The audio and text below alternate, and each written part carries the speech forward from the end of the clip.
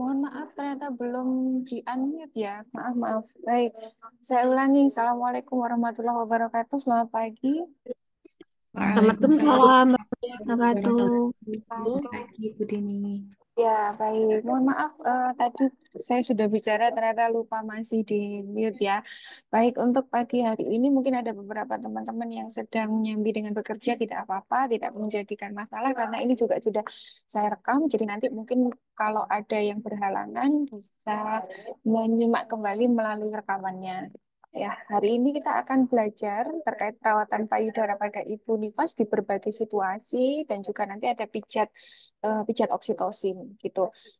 Sejatinya memang praktikumnya, lab kelasnya dilakukan bisa secara luring di kampus ya, namun tidak mengurangi dari esensi pemahaman. Hari ini kita lakukan secara daring, dan nanti terkait dengan perawatan payudara maupun pijat oksitosin ini memang akan ada fleksibilitas, akan ada berbagai variasi mungkin juga ya di lapangan pada real settingnya, sehingga jika nanti kita ketemu pada ujian OSCE ada satu dua hal yang berbeda dengan checklist, itu masih diperkenankan. Jadi ini tidak sesaklek kalau kita ngomongin masalah asuhan persalinan normal begitu ya. Masih ada fleksibilitas kalau di perawatan payudara dan pijat oksitosin. Baik, kita akan masuk ke checklist karena nanti panduan yang akan digunakan pada saat lab skill maupun ujian OSCE adalah menggunakan SOP ini ya. Pada pengertian, di sini tindakan yang dilakukan untuk menjaga kebersihan, elastisitas pada payudara dan bagian-bagiannya yang berkaitan dengan upaya mendukung keberhasilan ASI eksklusif. Tujuannya adalah untuk menjaga kebersihan, elastisitas pada payudara sehingga mendukung dalam keberhasilan ASI eksklusif.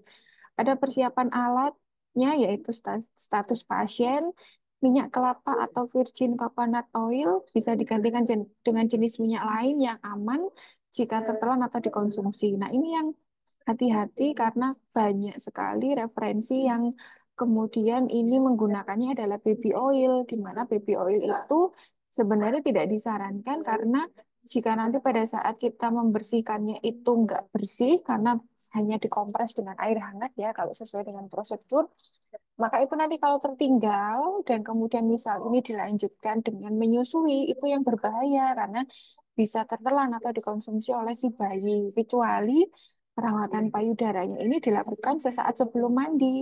Nah, itu boleh. Mungkin nanti minyaknya bisa dibasuhnya dengan sekalian mandi. Tapi kalau ini settingnya adalah perawatan yang dilakukan di PMP atau di pelayanan kesehatan, maka yang disarankan adalah menggunakan minyak kelapa atau VCO atau jenis minyak apapun yang aman jika tertelan atau dikonsumsi oleh bayi. Begitu ya. Kemudian ada kasa, bengkok, baskom berisi air hangat dan dingin, ada pantum payudara kalau kita sedang setting di lab ya. Kemudian ada waslap, handuk bersih, BH bersih, atau boleh menggunakan BH ibu nggak diganti asalkan kondisinya masih bersih ya. APD-nya mungkin cukup dengan celemek saja, eh, handscoon-nya sesuai dengan situasi, tempat sampah, dan juga air DTT. Persiapan pasiennya menjelaskan maksud dan tujuan pemeriksaan, menanyakan keluhan pasien, apakah ibu mungkin di sini ada bendungan ASI atau ada bagian yang dirasa nyeri, bagian yang terasa keras, begitu menganjurkan ibu untuk berkemih dahulu agar pada saat dilakukan perawatan tidak terganggu. Nah, terkait dengan menanyakan keluhan pasien, ini juga sangat fleksibel. Kalau ini situasinya satu rangkaian dengan pemeriksaan fisik, maka tentu saja menanyakan keluhan pasien atau mengidentifikasi ibu ini butuhnya perawatan payudara yang mana. Apakah perawatan payudara normal atau perawatan payudara dengan bendungan ASI barangkali, atau perawatan payudara untuk ibu dengan puting datar. Tentu saja ini identifikasinya ada di depan pada saat pemeriksaan fisik ya. Tapi kalau ibunya ternyata datangnya khusus untuk pemeriksaan payudara, perawatan payudara, maka memang ini menjadi bagian tersendiri untuk kita menanyakan terlebih dahulu. Ada keluhan apa, ada masalah apa. Ibu pada pagi hari ini datang ke klinik kita, gitu ya.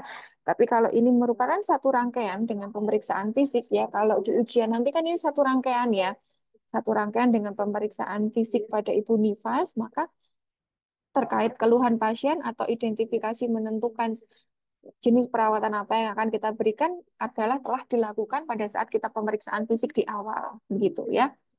Oke, cuci tangan di air yang mengalir, persiapan lingkungannya seperti biasa, menutup semua jendela dan pintu, memasang tirai sampiran, penerangan lampu yang cukup ya. Oke, langkah kerjanya memberitahu ibu bahwa tindakan akan dilakukan. Membantu ibu melepaskan pakaian bagian atasnya, meletakkan satu handuk di atas pangkuan ibu dan satu handuk di bahu ibu. Jadi semua pakaian ibu kan sudah dilepaskan ya, kemudian ada handuk di pangkuan ibu dan di bahu. Handuk yang di pangkuan ibu ini juga bisa berfungsi nanti semisal ada ASI yang menetes. Kalau itu situasinya tidak untuk ditampung, maka merembesnya adalah di handuk. Namun jika memang settingnya adalah kita mau menampung, boleh ini ditambahkan dengan penampung ASI ya, mau itu dengan kantong ASI, dengan dot, dengan botol yang sudah steril begitu, boleh boleh dilakukan dengan setting seperti itu. Ya, handuk di bahu ibu adalah untuk tetap menjaga privasi ibu supaya tidak terlalu terbuka ya, menghindari ibunya juga mungkin terlalu dingin kalau dibuka semuanya. Jadi betul-betul nanti yang dibuka adalah bagian yang butuh dilakukan perawatan. Kecuali nanti kita melakukan pijat oksitosin, tentu handuk yang di bahu nanti juga akan dibuka, begitu ya. Oke, pertama-tama nanti kita akan ada prosedur untuk membersihkan kedua puting, dibasahi kasanya dengan minyak kelapa atau VCO, lalu mengompres di atas puting selama 2 sampai 3 menit. Kemudian diangkat kasanya sambil melakukan diputar sedikit begitu secara halus dan lembut untuk membersihkan bagian ujung putingnya dengan gerakan memutar dari arah dalam ke luar ya.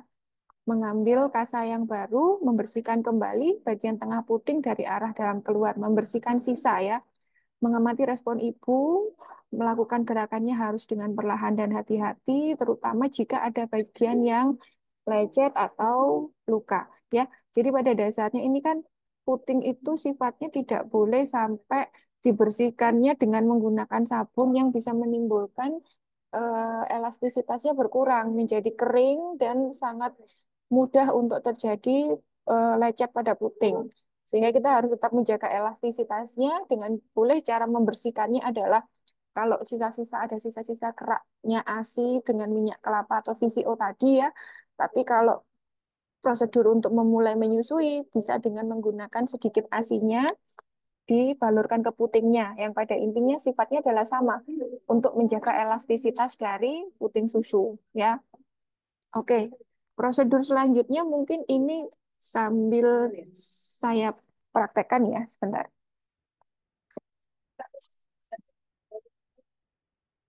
Sebentar ya. Ini untuk SOP-nya belum saya berikan. Sudah atau belum ya? Sudah ya. Budinya agak lupa. Sudah Sampun ya? Ibu. Sudah ya. Jadi nanti teman-teman mungkin belajarnya juga bisa sambil menyimak SOP-nya. Semoga terlihat ya sebentar. Udah ini pakai pantumnya puting pantumnya payudara terlebih dahulu.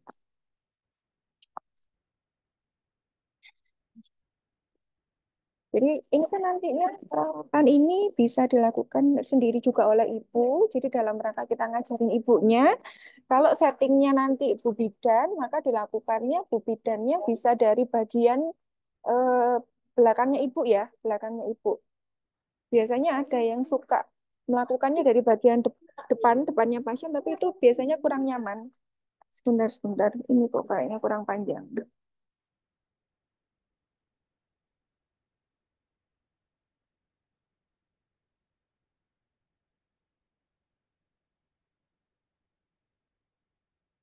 Oke, kita tadi sudah langkah membersihkan puting susunya ibu ya. Kalau tadi misalnya dengan kasa, maka kasanya dibalur, kemudian dari arah dalam ke luar secara melingkar ya, secara halus. Kalau satu kali dipakai langsung buang di bengkok, ambil lagi yang baru di sisi satunya dari dalam ke luar. begini ya. Dengan perlahan tentu memperhatikan jika mungkin di ujungnya ada lecet, maka tidak perlu dibersihkan dengan gerakan tadi. Kita situasional sesuai dengan nanti kasus yang didapatkan, gitu ya. Kemudian kita di langkah poin nomor 4 ya, kalau teman-teman boleh sambil menyimak SOP-nya. Kita ada prosedur mengenyalkan puting susu, meletakkan dua ibu jari di atas dan di bawahnya puting susu, ya, kemudian meregangkan ke arah areola kiri dan kanan, atas bawah sebanyak 20 kali ya. Kita ini kan mau mengenyalkan, jadi arahnya adalah boleh ke dalam begini ya, dikenyalkan begini dengan arah yang berlawanan, tentu dengan gerakan yang perlahan, amati respon dari ibu. Ya, oke. Nah, ini tadi tangannya dari ibu bidan jangan lupa diberi VCO juga ya, tidak perlu terlalu banyak, tidak perlu sampai basah sekali. Kalau kita masih butuhnya adalah di bagian ujung, boleh menggunakannya juga di bagian ujung, tidak perlu di semua telapak tangan dulu ya. Kita situasional. Oke, seperti ini dengan gerakan kurang lebih di 20 kali. 20 kali berarti satu, begitu ya. Dua, tiga pada masing-masing puting sampai masing-masing adalah 20 kali. Kemudian gerakan selanjutnya adalah telapak tangannya petugas. Sekarang yang diberi VCO adalah telapak tangannya. Kemudian memegang payudara, diurut dari bagian pangkal ke puting susu, mulai dari atas, samping, ya, kemudian bawah, sebanyak 20 sampai 30 kali. Satu, dua, begini. Situasional sekali, jumlahnya juga diperhatikan. Kalau misalnya memang bagian payudara ibu ada yang keras, pada prinsipnya perawatan payudara ini memang dilakukan sampai dengan payudaranya ibu melunak ya, tidak keras lagi. Oke, seperti ini dengan menggunakan pinggir telapak, bagian telapak tangan kita, ya. Oke, di langkah nomor 6, meletakkan kedua telapak tangan ya di antara kedua payudara, mengurut dari tengah ke atas sambil mengangkat payudara dilepaskan. Begini, ya. Dari tengah ke atas ke bawah dilepaskan seperti ini. Ya, sebanyak 20 kali juga. Oke. Seperti itu, kalau sudah selesai, kemudian dengan menggunakan waslap, digunakan air hangat terlebih dahulu, kemudian kita dikompres. Kompres begitu, ya, dikompres sama dan bergantian dengan air dingin, hangat, dingin, dan kemudian dikeringkan dengan menggunakan handuk. Itu tadi adalah prosedur jika yang dilakukan adalah perawatan untuk payudara normal ya, tanpa keluhan.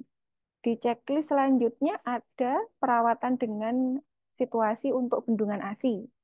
Untuk bendungan ASI, prosedur awalnya tetap sama ya. Tetap sama dengan cara puting susunya tetap dibersihkan terlebih dahulu dengan menggunakan VCO, dengan kasar gerakan dari dalam keluar. Ya, tetap sama. Kemudian, oke, pada prinsipnya kita akan melakukan gerakan untuk membuat ibu tidak menjadi mengeluarkan bendungan ASI-nya ya. Kalau ibu mengalami bendungan ASI itu berarti pasti ada payudaranya yang dia teraba keras, dia teraba ada gumpalan. Nah, di tempat yang keras, di tempat yang ada gumpalan merengkelnya itulah yang harus dibuat menjadi lunak. Di tempat yang teraba tidak lunak seperti lainnya itulah kita akan berikan perlakuan sehingga dia akan kembali melunak seperti bagian payudara yang lainnya. Tentu ibu memang akan merasakan sedikit rasa nyeri dan ini makanya kenapa disarankan kalau ibu bidannya sudah ngajari, harapannya kemudian yang memijat adalah ibunya sehingga respon nyerinya itu bisa dikendalikan sendiri oleh ibu. Berbeda dengan kalau yang memijat itu adalah bu bidan kan nyeri nyeri atau tidaknya seberapa tekanannya itu tidak bisa diatur. Kita harus selalu berkomunikasi. Sakit enggak Bu? Segini segini terasa terasa menyakitkan atau tidak. Tapi berbeda situasinya kalau ibunya sendiri yang menggunakan jarinya, maka ibu akan bisa memperkirakan, oh segini ini sakit, segini ini tidak. Gitu. Di mana memang lambat laun ketika gumpalannya itu akan melunak, diikuti dengan rasa nyeri yang sedikit demi sedikit akan berkurang dan lama-lama nyerinya akan hilang. Begitu ya. Setelah nanti payudaranya tadi putingnya sudah dibersihkan, gerakannya adalah menyokong payudara ya dengan tangan yang kiri, membuat gerakan melingkar kecil-kecil dengan 2 atau 3 jari tangan kanan mulai dari pangkal payudara berakhir pada daerah puting ya, diputar begini. Nah, ini gerakannya diputarnya yang dipijit di bagian mana? Kembali lagi, bagian yang kerasnya yang ada bendungan aslinya di sebelah mana? Kalau misalnya ada bendungannya di sebelah bagian atas, maka memang yang dilakukan pemijatan dengan memutar begini adalah di bagian yang keras saja, ya. Di bagian yang tidak keras lunak itu tidak terlalu perlu dilakukan stimulasi yang banyak karena tujuan kita adalah gumpalannya supaya hancur, ya. Perhatikan daerah yang terdapat gumpalan keras, lakukan pemijatan sirkuler hingga payudara teraba lunak. Perhatikan juga respon ibu, lakukan gerakan dengan perlahan dan hati-hati. Minta ibu untuk melakukan tarikan nafas yang dalam jika merasa nyeri dan memberi jeda sebelum melakukan pemijatan. Jadi ketika kita pijit kok masih sakit sekali, ibunya boleh tarik nafas, kita berhenti dulu ya. Jalan beberapa detik atau beberapa menit kita pijat kembali, demikian seterusnya. Oke, pada periode pemijatan ini mungkin ASI juga sudah mulai menetes dan bisa ditampung menggunakan kantong atau botol ASI. Membersihkan kalau misalnya tadi bagian yang sudah gumpalannya itu hilang, baru kita akan prosedurnya membersihkan. Membersihkan dengan menggunakan kompres air hangat, kemudian juga air dingin secara bergantian, dan yang paling penting edukasi supaya tidak kembali terulang bendungan asinya, yaitu kita kaji ya, kenapa ibu bisa bisa terjadi bendungan ASI. Apa mungkin karena putingnya lecet sehingga ibunya takut menyusui, sehingga menyusuinya terlambat dan terjadi bendungan? Atau mungkin perlekatan bayinya yang salah?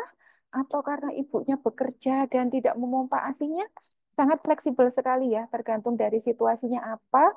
Harapannya kalau ini sudah tidak terjadi bendungan ASI, yang tadinya keras itu sudah kembali lunak, tidak sering-sering terjadi seperti itu lagi.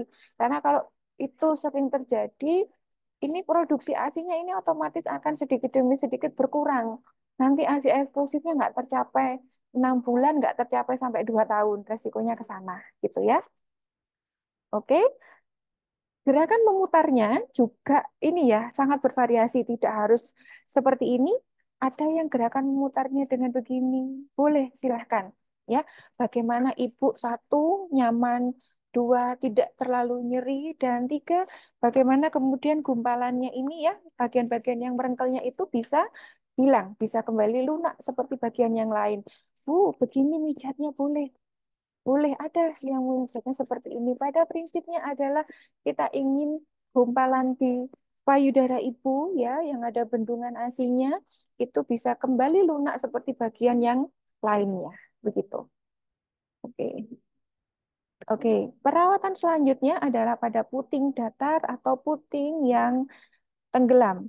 Sama prosedur awalnya adalah dengan membersihkan puting dengan VCO ya dari arah dalam ke luar untuk membersihkan supaya biasanya kan bedanya dengan di pantum ya. Kalau di pantum ini kan putingnya cenderung mulus ya. Kalau di payudara yang asli itu ada seperti guratan-guratan ya, di mana di situ sisa ASI bisa bertahan di situ. Ya, bisa bertahan sehingga kenapa terkadang butuh kita bantu untuk membersihkan supaya tidak ada sumbatan. Ya, prinsip membersihkannya tidak boleh sampai membuat kering. Jadi tidak boleh kesalahannya kadang kalau ibu mandi dibersihkan dengan air sabun itu yang salah, nanti bisa membuat kering dan mudah menjadi lecet ya. Membersihkannya dengan sesuatu yang tidak merubah elastisitas dari puting susu tersebut ya. Puting payudara, mohon maaf. Sudah selesai dibersihkan, lakukan gerakan dengan kedua ibu jari menekan kedua sisi puting sampai menonjol. Seperti ini ya, dengan ibu jari. Pada prinsipnya kita ingin membuat puting susu ibu menjadi menonjol. Kan kalau kalau tenggelam kan berarti ke dalam begitu ya. Kita tekan-tekan di bagian di bagian pinggirnya agar puting susunya bisa menonjol. Kemudian kalau sudah di bagian pinggirnya dilakukan dengan kedua ibu jari dan telunjuk dengan arah memutar seperti ini. Ya, begini. Oke. Kemudian kalau sudah ditingkatkan lagi boleh dengan begini. Ya. Nah, step-stepnya begitu. Jadi kadang kan ada ya yang membuat puting ini menonjol langsung dengan begini seperti kita rangsang puting susu kalau mau menimbulkan kontraksi ketika kita observasi INC itu ya. Nah, itu kalau kalau pada ibu menyusui sebaiknya dilakukannya secara bertahap. Dari pinggirnya dulu ya, dengan menggunakan kedua ibu jari. Kalau sudah kok dirasa masih kurang menonjol, baru yang ketiga begini. Harapannya tidak menimbulkan rasa yang terlalu nyeri, kemudian juga meminimalkan terjadinya gesekan yang bisa menimbulkan lecet pada puting susu ibu. Oke? Itu kalau yang manual dengan menggunakan tangan. Prosedur yang kedua bisa dengan menggunakan sepuit bekas ya, yang dibalik ya, yang kemudian nanti bekas sepuitnya yang permukaannya halus bisa kita masukkan di sini, sepuitnya ditarik ya, dengan bantuan sepuit itulah puting susunya ini bisa kembali menonjol. Nah, pada saat menarik dengan menggunakan sepuit itu, harapannya biar dilakukan ibunya sendiri, karena kalau dilakukan oleh bu bidan, biasanya kekuatannya tidak bisa diatur sehingga cukup menimbulkan rasa nyeri. Kita cukup sampai dengan menempelkan sepuitnya, tapi pada saat menarik sepuitnya sebaiknya dilakukan oleh ibu sendiri agar tidak terlalu nyeri ya. Nanti bentuk sepuitnya sudah saya lampirkan juga di SOP, nanti di sini juga sudah ada, tinggal menggunakan saja. Tidak terlalu sulit, saya yakin semuanya pasti bisa ya. Oke, kemudian selanjutnya adalah terkait perawatan payudara untuk puting yang lecet ya.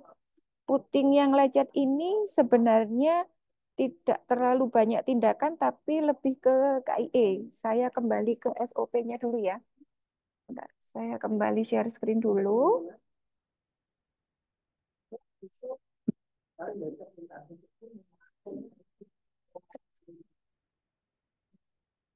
Oke, sebentar ya. Segini kelihatan apa kurang besar? Kelihatan Kelihatan, Bu. ya?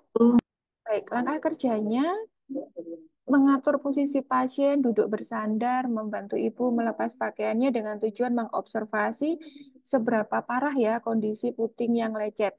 Kemudian melakukan inspeksi pada payudara dan melakukan, bukan mencari, melakukan ini, melakukan komunikasi dengan ibu untuk mencari penyebab dari puting lecet. Jadi penyebab puting lecet ini kan banyak sekali. Nantinya kita akan memberikan intervensi tentu sesuai dengan penyebabnya. Caranya bagaimana? Mengamati bayi pada saat menyusu. Minta ibu untuk menyusui bayinya pada puting atau pada payudara yang tidak lecet. Dari situlah kita akan bisa menilai apakah ada kesalahan ibu pada perlekatan cara menggendongnya atau cara menyusuinya, barangkali perlekatannya yang kurang baik. Jadi kita kita ini ya seperti kita evaluasi begitu ya cara menyusui. Minta ibu untuk menyusui bayinya pada bagian puting susu yang tidak lecet. Amati apakah ada tanda-tanda perlekatan yang kurang baik ya. Barangkali perutnya bayi tidak menempel ke perutnya ibu, berarti bayinya kurang dekat begitu ya.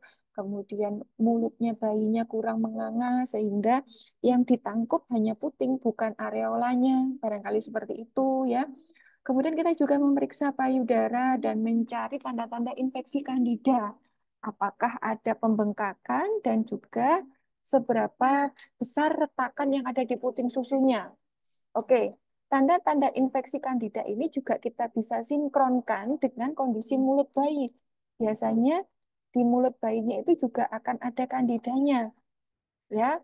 Nah, kalau yang nanti muncul infeksi kandida ini ketika kita membutuhkan bantuan antibiotik, tentu kita harus melakukan kolaborasi interprofesional ya untuk menentukan terapi oral yang tepat sesuai dengan situasi infeksi kandidanya. Oke. Kemudian kita juga bisa melakukan pemeriksaan pada bayi, mengamati mulut bayinya untuk menemukan tanda-tanda tali lidahnya pendek. Tali lidah pendek ini biasanya nanti bayinya kalau sudah bicara cenderung pelat begitu ya, cadel. Periksa juga pantat bayi memastikan adanya ruam kandida. Jadi ruam kandida ini kalau memang betul bayinya itu terkena kandida, karena suka suka bingung dengan bekas ASI yang juga warnanya putih. Jadi kalau kita bingung, boleh mengkonfirmasi pada pantat bayinya itu juga ada ruam kandida kalau memang betul bayinya mengalami kandida.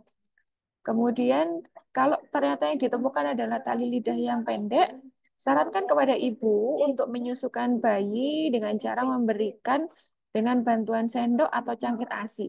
Jadi pada bayi dengan tali lidah yang pendek ini memang akan kesulitan untuk mencapai areola.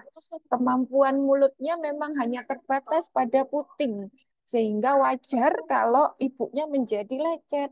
Nah, hal ini tentu tidak bisa kita paksakan. Kalau seperti itu kan sudah artinya sudah karena morfologi anatomi dari lidah bayinya ya, kan tidak mungkin tidak ada terapi untuk memanjangkan tali lidahnya kan tidak ada, tidak mungkin. Maka prosedur menyusuinya lah yang harus kita sesuaikan supaya ibunya tidak mengalami lecet pada puting susunya. Tujuannya tetap adalah mencapai ASI eksklusif sehingga cara menyusuinya mungkin memang bisa dikendalikan dengan cara dipompa ya, dipompa kemudian memberikan pada bayinya dengan cara diberikan di sendok atau menggunakan cangkir ASI ya. Tujuannya kan tetap harus ASI eksklusif, namun barangkali tidak harus menyusukan langsung ke payudara ibu. Oke. Jika terdapat tanda ruam kandida yang saya sebutkan tadi harus ada kolaborasi ya dengan dokter untuk menentukan terapi oralnya dengan pengobatan yang tepat tentunya. Karena kalau memang nanti dibutuhkan antibiotik, kita harus hati-hati ibunya menyusui, pastikan pemberiannya adalah yang aman, tidak mempengaruhi atau mengurangi dari produksi ASI. Jangan sampai kemudian ini buah si malakama. Kita obati kandidanya, tapi ternyata nanti ASINya menjadi berkurang. Nah, itu yang tidak boleh. Sehingga kenapa di sini dibutuhkan kolaborasi dengan dokter untuk pengobatan yang tepat dan durasi waktunya. Karena dengan penggunaan antibiotik tentu akan ada durasi waktu yang harus tepat, tidak boleh hanya digunakan pada saat ada keluhan saja, begitu. Menghindari terjadinya resistensi pada antibiotik. Oke, kita juga harus memberikan konseling terkait penanganan yang tepat ya. Bagaimana penanganan yang tepat yang dimaksud? Harus membangun kepercayaan diri pada ibu, menjelaskan bahwa nyeri bersifat sementara dan segera menyusui akan membuat puting susu itu bisa kembali nyaman. Membantu ibu memperbaiki perlekatan ya. Kadang yang dibenerin kadang cuma di perlekatannya aja. Dengan memperbaiki perlekatan kadang retakan pada puting susu itu bisa sembuh dengan sendirinya. Ibu juga harus kita tidak boleh membuat masalah baru ya. Kadang masalah ikutannya itu begini. Puting susunya itu lecet, ibunya tidak mau menyusui, akhirnya terjadi bendungan ASI. Payudaranya menjadi bengkak, ASINya menjadi seret. Nah, masalah yang diikuti akan semakin banyak sehingga dalam situasi apapun, mengeluarkan ASI itu tetap menjadi kewajiban agar tidak terjadi payudara bengkak, tidak terjadi mastitis, ya, tidak terjadi kemudian ibunya malah menjadi infeksi, demam, produksi ASINya berkurang, ibunya semakin menjadi bingung, stres psikologis. Nah, supaya tidak terjadi seperti itu, pada situasi seperti apapun, pada intinya, prinsipnya ASI itu harus tetap dikeluarkan. Kalau puting susunya mungkin memang lecet, tidak bisa digunakan untuk menyusui, terkena lidah bayi itu sangat sakit, maka silahkan bisa dibantu mengeluarkan manual menggunakan tangan tanpa menyentuh puting susu karena sebenarnya kan ASI itu bisa keluar tanpa kita harus menyentuh puting. Ya, areolanya dipencet manual, bagaimana caranya pokoknya payudaranya itu selalu kosong. Begitu ya. Mempertimbangkan pengobatan kandida apabila ada nyeri, kemudian nyerinya juga berlanjut, itu ada mungkin timbul juga rasa gatal. Tadi ya, ini yang perlu dikomunikasikan untuk dikonsulkan dengan dokter sesuai pengobatannya yang direkomendasikan tidak mengurangi produksi ASI. Oke, ini ada juga KIE, komunikasikan kepada ibu untuk tidak mencuci payudara lebih dari sekali sehari. Jangan menggunakan sabun, jangan menggosok dengan keras, menggunakan handuk supaya tidak terjadi luka. Payudara itu tidak perlu dicuci sebelum atau sesudah menyusui. karena dapat menghilangkan minyak alami dari kulit dan membuat lebih mungkin terjadi lecet. Menganjurkan ibu tidak menggunakan lotion dan salep yang mengandung obat karena dapat mengiritasi kulit payudara. Tidak ada bukti juga bahwa lotion maupun salep bisa membantu menyembuhkan puting lecet. Ini dalam artian lotion maupun salep yang digunakan tanpa indikasi yang benar ya. Karena memang ada beberapa produk-produk yang direkomendasikan untuk menyembuhkan puting susu yang lecet, di mana sebenarnya salep itu komposisinya meniru dari komposisi dari ASI, minyak alami yang ada terkandung di dalam ASI. Sehingga sebenarnya kalau mau murahnya tidak perlu menggunakan bahan tiruan. Sebenarnya menggunakan si ASINya sendiri itu dia sudah memiliki minyak maupun antibiotik alami ya yang bisa membantu segera menyembuhkan luka pada puting susu ibu. Anjurkan ibu eh, setelah menyusui mengoleskan sedikit ASI pada puting dan areola menggunakan jarinya yang dapat sangat membantu menyembuhkan puting yang lecet. Memerah ASI dengan menggunakan tangan secara manual selama putingnya masih lecet dan ibu tidak mampu mentolerir rasa nyerinya. Jadi ketika ibu sangat kesakitan, ketika putingnya terkena lidah bayi sangat nyeri, prinsipnya tetap harus ASINya dikeluarkan dengan cara memerah secara manual supaya tidak terjadi bendungan ASI. Berikan analgesik atau anti nyeri jika diperlukan, tentu sesuai dengan rekomendasi dari dokter, melakukan dokumentasi dan evaluasi perkembangan kondisi ibu secara berkala. Oke, selesai sampai di sini.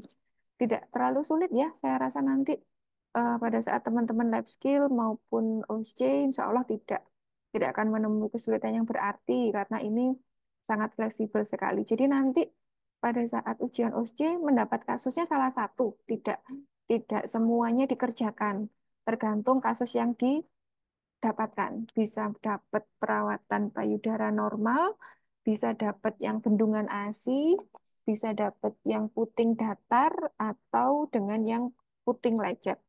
Jadi nanti melakukan prosedur perawatannya salah satu sesuai dengan kasusnya. Baik, sebelum saya lanjutkan ke pijat oksitosin, ada yang mau ditanyakan dulu untuk perawatan payudara? Ada yang mau dikonfirmasi? Ada yang ditanyakan? Saya, Bu. Ya, silakan Mbak. Itu untuk pemijatan payudara pakai essential oil selain minyak virgin itu udah apa-apa, Bu? Pada intinya yang aman jika tertelan bayi.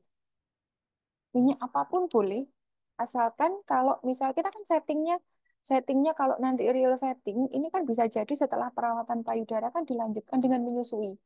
Nah, kalau menyusuinya langsung ke mulut bayinya, pada prinsipnya jika ada sisa minyak yang kita gunakan untuk perawatan payudara, sifatnya tidak berbahaya jika tertelan oleh bayi. Makanya kenapa minyak yang disarankan adalah yang jenisnya aman untuk dikonsumsi, bukan minyak yang berbau wangi, sekedar berbau wangi tapi ternyata tidak tidak untuk konsumsi, tidak aman jika tertelan oleh bayi. Prinsipnya seperti itu. Begitu yang dimaksud pertanyaannya terjawab?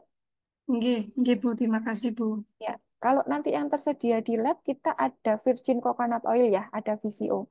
Kalau teman-teman praktek di vaskesnya masing-masing, prinsipnya seperti itu. Jadi sudah tidak, jangan menggunakan lagi baby oil ya untuk perawatan payudara, karena asumsinya tadi kecuali settingnya ibunya adalah setelah perawatan payudara mandi, mandi. Tapi hati-hati, kalaupun mandi kan tidak membersihkan puting juga.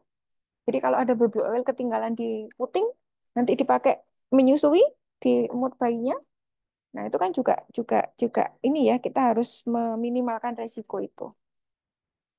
Ada lagi yang mau ditanyakan? Tidak ada, kita lanjut pijat oksitosin dulu ya. Baik.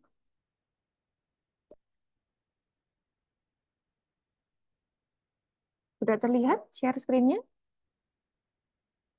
Ya kan? Sudah, Bu. Oke, baik. Pijat oksitosin. Kita baca dulu ya. Pijat oksitosin merupakan salah satu solusi untuk mengatasi ketidaklancaran produksi ASI. Pijat oksitosin adalah pemijatan pada sepanjang tulang belakang atau vertebra sampai tulang koste kelima keenam dan merupakan usaha untuk merangsang hormon prolaktin dan oksitosin setelah melahirkan atau sepanjang masa menyusui. Pijat oksitosin merupakan pemijatan tulang belakang pada koste 5 sampai 6 sampai ke skapula yang akan mempercepat kerja syaraf parasimpatis merangsang hipofise posterior. Pijat oksitosin dilakukan untuk merangsang refleks oksitosin atau refleks let down. Pijat oksitosin ini dilakukan dengan cara memijat pada daerah punggung sepanjang kedua sisi tulang belakang, sehingga diharapkan dengan dilakukannya pemijatan tulang belakang ini, ibu akan merasa rileks dan kelelahan setelah melahirkan akan segera hilang. Jika ibu rileks dan tidak kelelahan, dapat membantu pengeluaran hormon oksitosin. Pijatan pada tulang belakang neurotransmitter akan merangsang medula oblongata langsung mengirim pesan ke hipotalamus di hipofise posterior untuk mengeluarkan oksitosin sehingga menyebabkan buah dada mengeluarkan air susunya.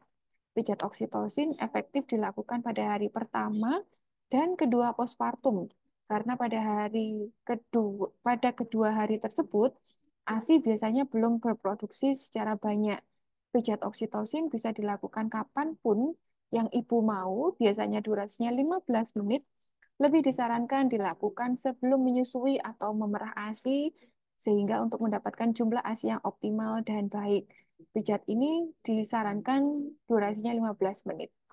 Tujuannya, selain memberi kenyamanan pada ibu dan merangsang refleks oksitosin, pijat ini juga memiliki manfaat lain, yaitu mengurangi pembengkakan payudara atau engagement, mengurangi sumbatan ASI, membantu mempertahankan produksi ASI ketika ibu dan bayinya sakit. Ya, jadi terkait dengan teori yang kita baca barusan pada pengertian maupun tujuan, pada intinya kan yang mau dirangsang itu adalah hormon oksitosin. Hormon oksitosin itu diproduksi ketika ibu merasa bahagia, ketika ibu merasa nyaman.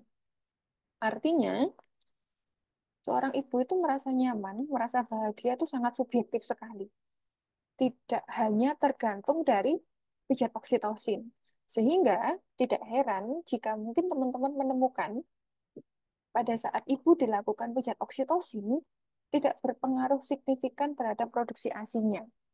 Bisa saja itu terjadi jika misalnya ternyata ibu itu tidak nyaman karena ada stres psikologis, katakan seperti itu. Kamu lakukan pijat oksitosin, tapi ternyata yang dibutuhkan ibu adalah dia itu lelah setelah semalaman begadang, semalaman dia tidak mendapatkan waktu untuk tidur. Tentu saja yang dibutuhkan ibu adalah istirahat, yang dibutuhkan ibu sebenarnya adalah tidur. Sehingga kenapa sebenarnya pijat oksitosin ini evidence base-nya saat ini pemijatannya tidak hanya terbatas pada area punggung. Kadang ada orang area kenyamanannya pada saat dipijat itu tidak hanya di punggung. Ada orang-orang tertentu yang punya kenyamanan dipijatnya misal pada bagian kaki, pada bagian tubuh yang lainnya, pada bagian tangan barangkali, ya. Maka itu pada saat kita memijat pada bagian-bagian tubuh di mana seseorang itu merasa nyaman, oksitosin pasti juga akan diproduksi. Karena yang disasar adalah rasa nyamannya, rasa rileksnya. Percuma kalau nanti kita lakukan gerakan-gerakan yang ada pada pijat oksitosin ini, tapi ternyata ibunya tidak nyaman. Gerakan tanganmu kurang nyaman misalnya ya. Ibunya merasa tidak mood, situasinya tidak tepat, stres psikologis ibunya terlalu besar. Maka pijat ini tentu tidak akan efektif. Nah, itu yang perlu diperhatikan. Jadi, kita sebagai seorang bidan menentukan, saya pas nggak ya melakukan pijat oksitosin ini? Situasinya cocok atau tidak ya? Kira-kira yang dibutuhkan ibu ini apa? Itu sangat penting identifikasi dilakukan oleh seorang bidan. Sehingga harapannya pijat oksitosin ya tidak menjadi sia-sia. Begitu ya. Oke, kita anggap settingnya tepat untuk melakukan pijat oksitosin. Ibunya tidak punya stres psikologis, ibunya memang merasa nyaman dipijat di bagian punggungnya. Maka yang dilakukan adalah persiapan alatnya, ada handuk besar, ada baju atasan dengan kancing depan, ya. Jadi yang ditutupi adalah bagian payudaranya karena kita membutuhkan bagian punggung untuk dipijat. BH khusus untuk menyusui, minyak kelapa atau VCO, kursi untuk ibu duduk, meja dan bantal untuk kepala ibu bersandar, sarung tangan yang bersih, segelas minuman hangat. Aromaterapi ini sifatnya opsional untuk meningkatkan kenyamanan ruangan ya. Waslap atau waskom berisi air hangat, tempat menampung ASI, kursi kecil untuk mengganjal kaki ibu supaya kaki ibu tidak menggantung ya. Persiapan pasiennya, menjelaskan maksud dan tujuan, menganjurkan ibu untuk menenangkan pikirannya, memusatkan perhatian kepada bayi yang akan disusui. Boleh juga kalau ini settingnya tempatnya bisa ada seperti spa spa untuk ibu, maka bisa didahului dengan mandi air hangat terlebih dahulu, atau boleh dengan mengompres hangat atau memberikan minuman hangat pada ibu. Petugasnya menutup semua jendela dan pintu ya, menyiapkan lingkungan seperti biasanya, menjaga privasi, memberi atau menyalakan aromaterapi di dalam ruangan. Langkah kerjanya, membantu ibu membuka bajunya, membuka pengait BH-nya, meletakkan handuk di pangkuan ibu. Ibu duduk dengan kaki menapak. Jika kakinya tidak menapak pada bagian lantai, bisa ditambahkan kursi kecil atau benda lain agar kaki tidak menggantung. Lipat kedua tangan di depan meja sehingga payudara ibu bisa menggantung seperti ini. Jadi jangan sampai payudaranya natap ke mejanya dan memulai gerakan memijatnya. Untuk memperjelas, saya sudah menyiapkan ada satu video tutorial ya. Sebentar saya bukakan dulu.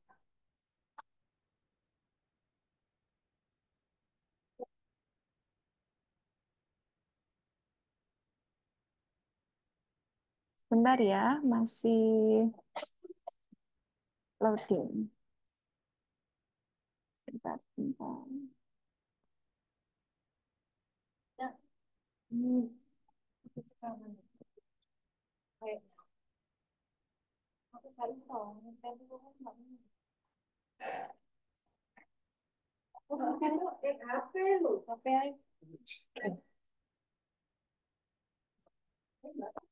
Bentar ya Mbak, agak loading.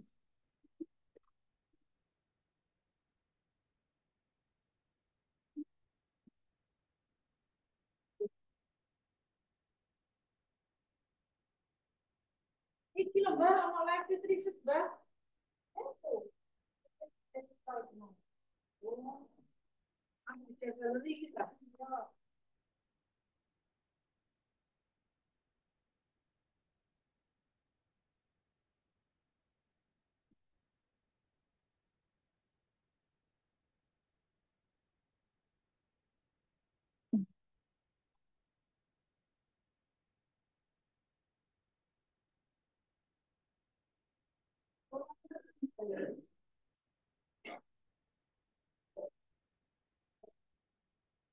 Bentar ya, loading.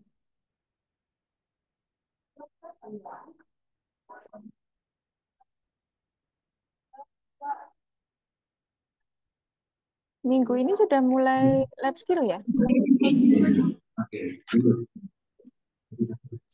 Itu ada yang sudah life skill tuh. Mm-mm.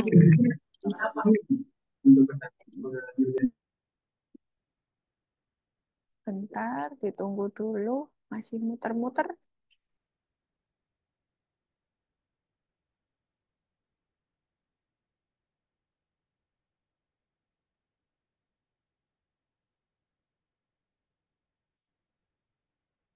Pijat oksitosin ini juga variasinya sangat banyak ya. Pada prinsipnya ada prinsip-prinsip tertentu yang sama, namun memang variasi gerakannya bisa bermacam-macam karena tadi ya kembali lagi eh, menimbulkan rasa nyaman di punggung ibu itu caranya akan sangat banyak, akan sangat bervariasi sekali. Ya, ini ada satu rekomendasi nanti yang disarankan, namun tidak terlepas dari, Bu, kalau misal ditambahkan gerakan seperti ini, apakah boleh? Bu, saya kok pernah melihat ada tambahan gerakan yang seperti ini, apakah boleh? Jawabannya boleh, ya, karena memang tidak ada patokan yang eh, patokan yang saklek begitu ya, patokan beda kalau kita menolong persalinan, melakukan withdrawalnya pemasangan IUD, itu kan memang aturannya di mana-mana sama. Tapi kalau terkait dengan perawatan payudara maupun pijat ini, ada berbagai variasi yang bisa kita lakukan, disesuaikan dengan kenyamanan ibu, disesuaikan dengan dari pemijatnya sendiri juga. Kekuatan saya itu akan bisa menimbulkan rasa nyaman kalau tangan saya itu gerakannya modelnya seperti ini. Nah, itu juga juga sangat berpengaruh sehingga kenapa di luar sana teman-teman akan bisa menemukan banyak sekali variasi dari gerakan pada pijat oksitosin. Mirip seperti ketika kita belajar senam nifas maupun senam hamil begitu ya. Variasi gerakannya akan cukup banyak. Bentar ya, ini eh, komputernya itu lelah sepertinya. Sebentar, sebentar. Tunggu, tunggu, tunggu, tunggu.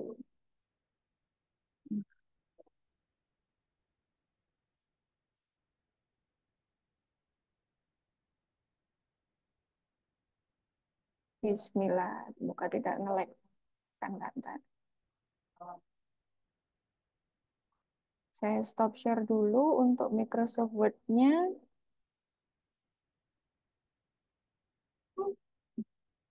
Nah, saya ganti ke video.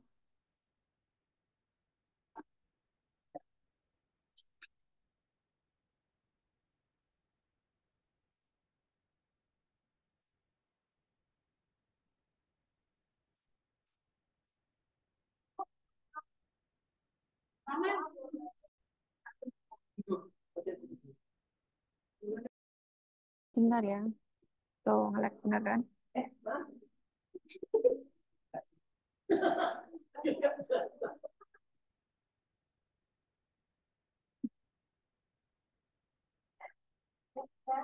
Kelihatan ya?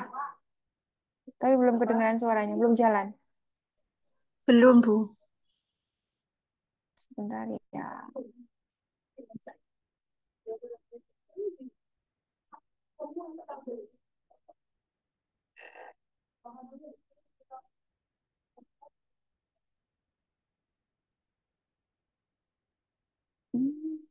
Nasihati perawat NICU RSUD Bali Mandara. Melalui video ini, saya akan memberikan edukasi tentang pijat oksitosin. Mam sudah tahu apa itu pijat oksitosin? Mari kita simak video ini sampai akhir ya. Pijat oksitosin adalah teknik pemijatan sepanjang tulang belakang. Suaranya kedengeran ya, Mbak? Terdengar. Iya terdengar, Bu. Bentar ya, tapi lemot. Komputernya lelah. Berhenti dia. Bentar, bentar.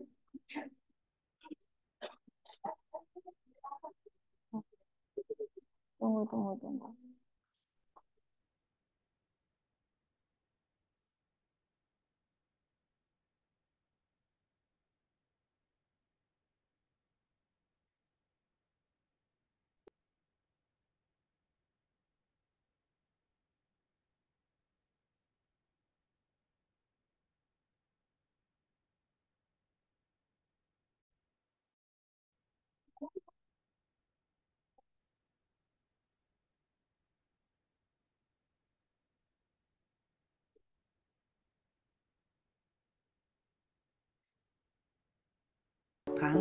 Guna merangsang hormon prolaktin dan oksitosin untuk meningkatkan produksi ASI. Manfaat pijat oksitosin yaitu secara psikologis memberikan ketenangan dan mengurangi stres, membangkitkan rasa percaya diri, meningkatkan produksi ASI, melepas lelah ibu, serta ekonomis. Berikut saya contohkan bagaimana langkah-langkah melakukan pijat oksitosin. Yang pertama, Mam pastikan dalam kondisi rileks dan tidak lapar ya.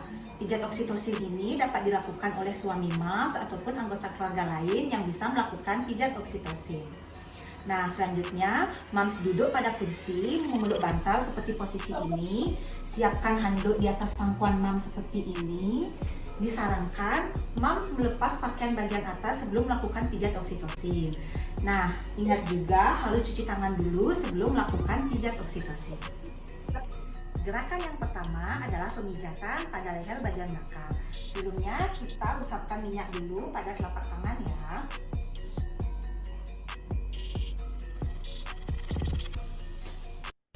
Seperti contoh, gerakan nanti menggunakan 2 ibu jari melingkar kecil-kecil ya. Seperti contoh, kita pijat dari leher atas ke bawah pada sisi tulangnya ya.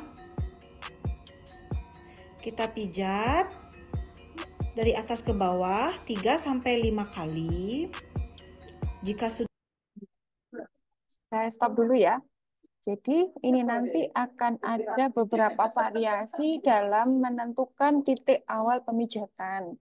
Kalau pada contoh yang di video ini, pemijatan langsung dilakukan pada titik di leher. Namun ada juga yang menyampaikan bahwa titik awal pemijatan itu dicari di bagian belakang leher kita itu kan ada seperti bagian tulang yang menonjol ya, seperti punuk begitu. Kalau teman-teman raba miliknya sendiri kan ada ya. Nggih, ada Bu. Nah, dari situ ditarik garis lurus ke bawah sekitar 2-3 cm. Kira-kira titiknya di sini, ditarik garis lurus 2-3 cm. Disitulah titik start untuk pemijatan yang pertama. Ada yang seperti itu. Ada langsung dilakukan pemijatan di lehernya. Tidak masalah, tidak ada yang salah.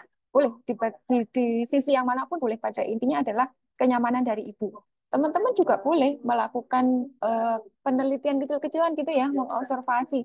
Kalau saya bandingkan startnya itu dari titik ini ya random seperti yang dilakukan di video dengan menentukan titik awal yang tadi diukur itu, biasanya pasien itu akan lebih nyaman yang mana?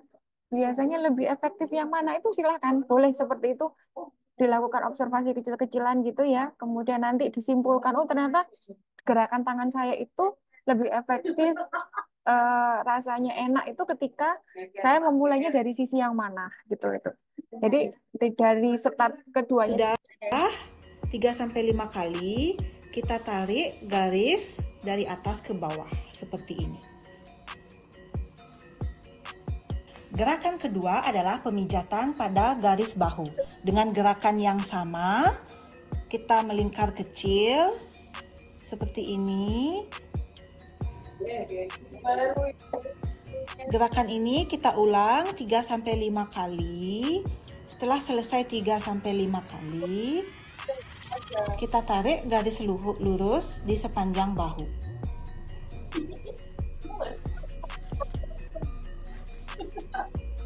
Gerakan ketiga adalah pemijatan dari leher bawah menuju ke arah tulang belikat ya, dengan gerakan yang sama juga seperti ini.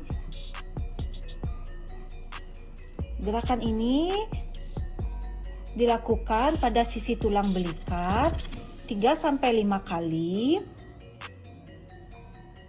Setelah dilakukan 3-5 kali, kita tarik garis ke arah bawah seperti ini.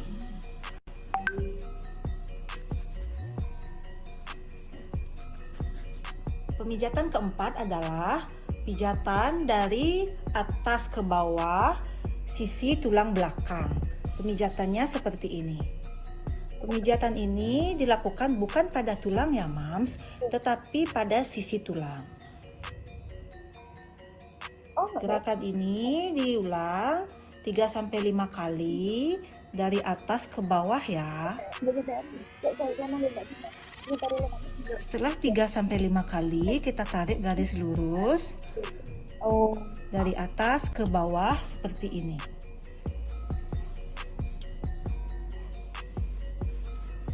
Gerakan yang terakhir adalah membentuk tanda love pada punggung Mams menggunakan jari yang dikepal dengan sisi yang di sini.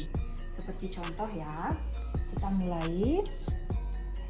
Ini ditekan ke atas, ke samping, ke bawah. Ini ditekan,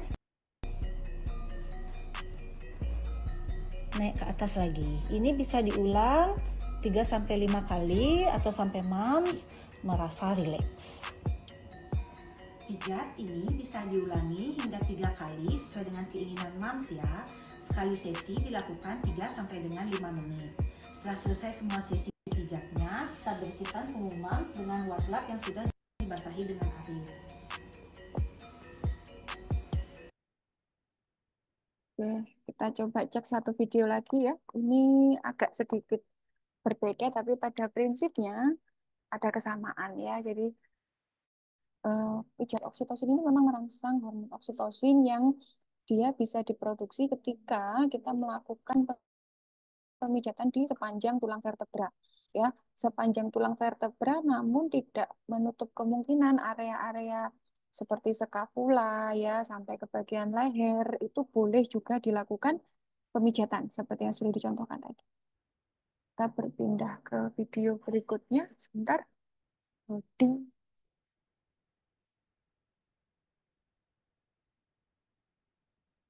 It's 10 hours.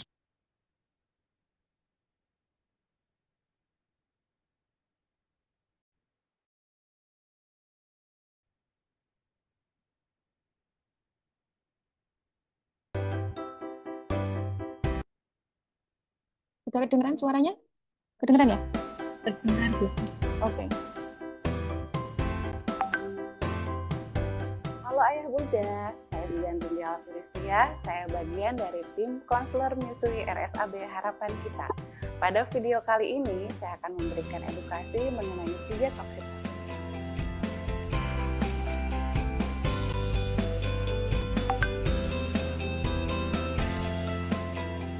Pijat oksitosin adalah pijatan yang dilakukan di punggung, tepatnya di sepanjang tulang punggung belakang, sebagai upaya melancarkan keluarnya ASI pada payudara ibu menyusui. Pijatan ini mampu memicu proses pengeluaran hormon oksitosin. Langsung ya. Untuk langkah berikutnya, kita langsung ke pemijatan ya Bunda. Barang-barang yang harus diperlukan seperti meja, bantal, kursi, lalu ada handuk untuk menyangga bagian depan Bunda. Silakan Bunda. Kita bisa menuangkan essential oil, PCO atau olive oil ke tangan dulu. Lalu kita oleskan dengan merata. Untuk gerakan pertama, kita ke leher dulu ya Bunda. Di leher ini ada tulang belakang, lalu kita tidak memijat bagian tulang ya Bunda. Kita hanya memijat bagian luar, yaitu di otot-ototnya, samping kiri dan kanan. Kita bisa melakukan dengan circle seperti ini, gerakan melingkar kecil-kecil dengan menggunakan jempol. Pelan-pelan.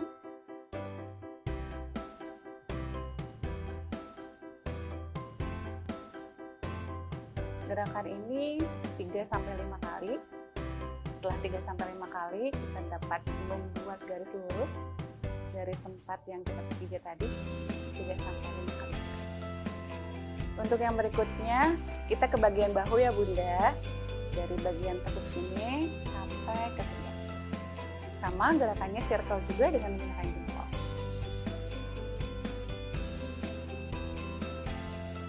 Gerakan ini pun sama 3-5 kali. Setelah itu ketika sudah 3-5. Langkah berikutnya kita ke bagian tulang belikat. Di bagian tulang belikat ini kita tentukan dulu tulangnya di mana.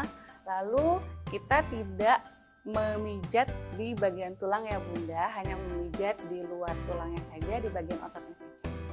Mijatnya sama, melakukan circle juga.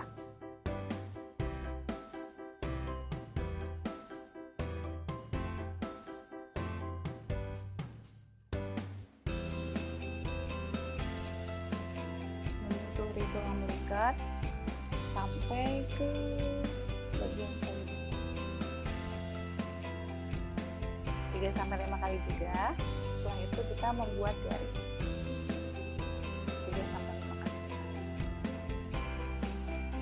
Langkah berikutnya kita ke bagian tulang belakang. Oke, jadi tadi ada gerakan memijat di tulang belikat ya, diarahkan ke depan dengan tujuan memang aliran darahnya itu diperbanyak untuk yang arahnya ke payudara ibu begitu.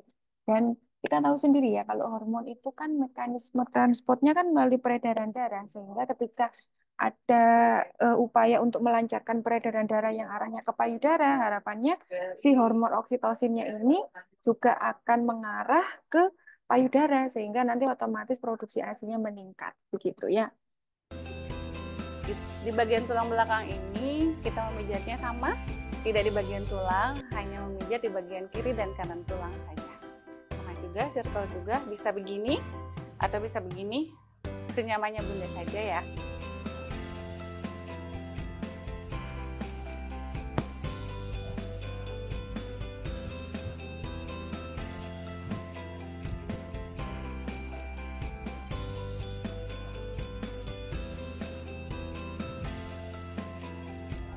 Setelah sampai di tengah, kita bisa melanjutkan sampai di tulang belakang, paling bawah.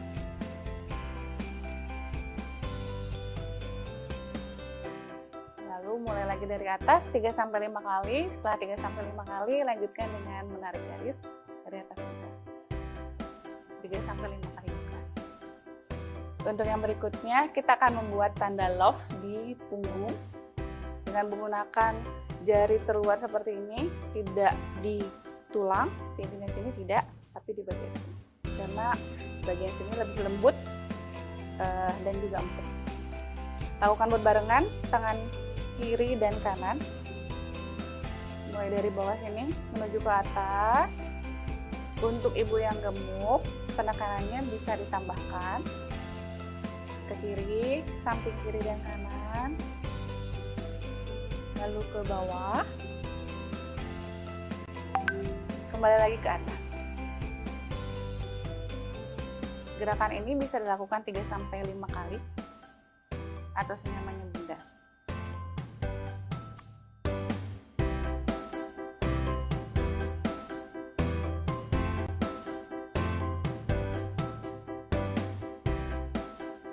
Kapanpun Bunda mau, lebih disarankan sebelum menyusui atau memerah ASI. Sekali sesi bisa dilakukan selama 3-5 menit. Selain pijat oksitosin, peningkatan hormon oksitosin juga dapat Bunda lakukan melalui berbagai cara. Di antaranya seperti membaca, fotografi, menonton film, atau bermain dengan anak Bunda. Intinya, saat Bunda merasa rileks, hati gembira, maka peningkatan hormon oksitosin juga meningkat. Jadi, jangan lupa bahagia ya Bunda. Oke.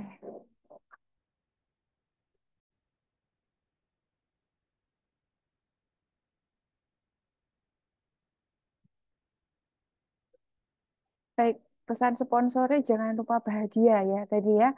Jadi pijat oksitosin tidak akan ada maknanya ketika seorang ibu menyusui ini memang hatinya gundah gulana. Tapi demikian pula sebaliknya ya.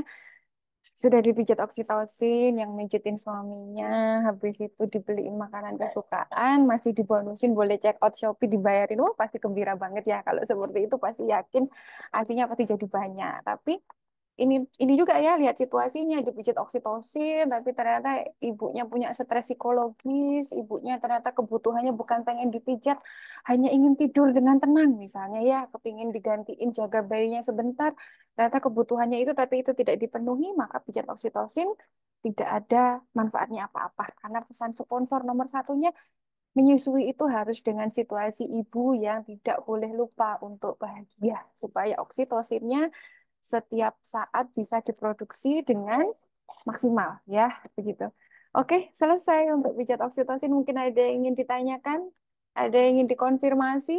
Nanti videonya akan saya share supaya teman-teman juga bisa ikut mempelajari sekaligus rekaman kuliah kita pada pagi hari ini. Jadi teman-teman yang kebetulan mungkin ada agenda di tempat kerjanya, insya Allah masih tetap bisa mendapatkan manfaat dari perkuliahan kita pada pagi hari ini.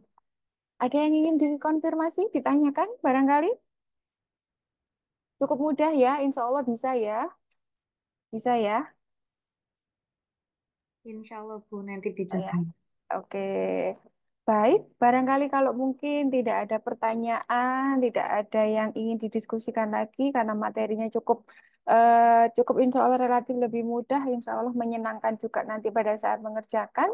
Kita ketemu di lab skill dan ujian USC juga semoga selalu diberi kelancaran, tidak ada yang kesulitan, semuanya bisa mengerjakan dengan baik ya, diberi kelonggaran waktu. Semoga ilmunya menjadi barokah dan bermanfaat. Mungkin kuliah pada pagi hari ini bisa kita cukupkan. Saya ucapkan terima kasih. Assalamualaikum warahmatullahi wabarakatuh. Waalaikumsalam warahmatullahi wabarakatuh. Terima kasih Bu Dini. Terima kasih, Bu Dini. Sama-sama. Saya stop record dulu ya. Stop record.